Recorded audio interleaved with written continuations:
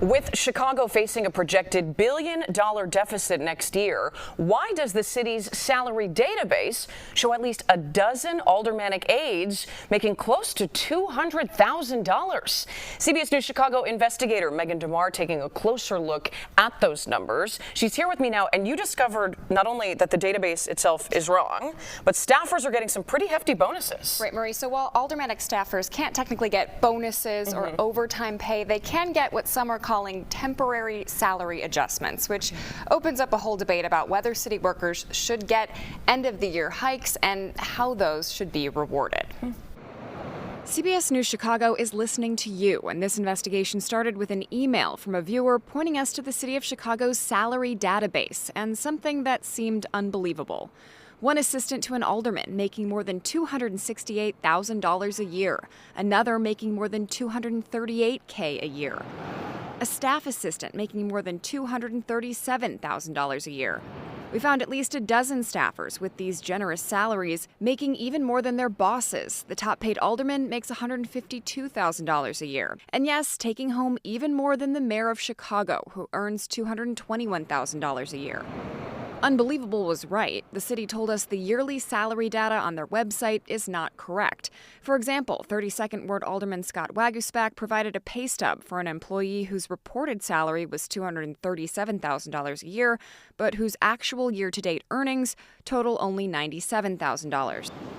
In a statement, the Office of Budget and Management explained that the numbers are incorrectly inflated due to temporary pay increases applied towards the end of the budget year, or what most people would call end-of-the-year bonuses. That is, of course, a transparency problem. We have a city data portal that shows taxpayer-funded salaries. It ought to be accurate. We ought to be showing the real amount. But Inspector General Deborah Witzberg. I can also imagine fixes to this data problem involving the Department of Finance, they're the people who cut the paychecks. Says it also exposes a broader issue. Bonuses are typically a private sector tool, and there aren't guidelines governing how surplus salary funds, if there are any, are distributed. To protect against unfairness and inconsistency, to protect against a situation where taxpayer dollars are being used to reward political loyalty or whatever the case may be. All of the things which we would be vulnerable to either in reality or in appearance without really clear policy and guidelines. 29th Ward Alderman Chris Taliaferro, for example, told us the extra funds can be due to things like resignations, terminations, or leaves of absence. So he reallocates unspent portions of the $309,000 a year budgeted for his staff assistants accordingly. City council members who we reached out to about the temporary salary bumps defended the practice, saying it prevents turnover and rewards hardworking staffers.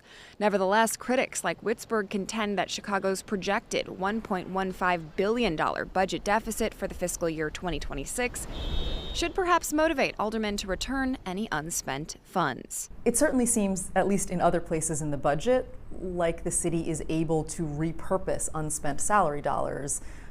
It might be particularly important to do that in this environment.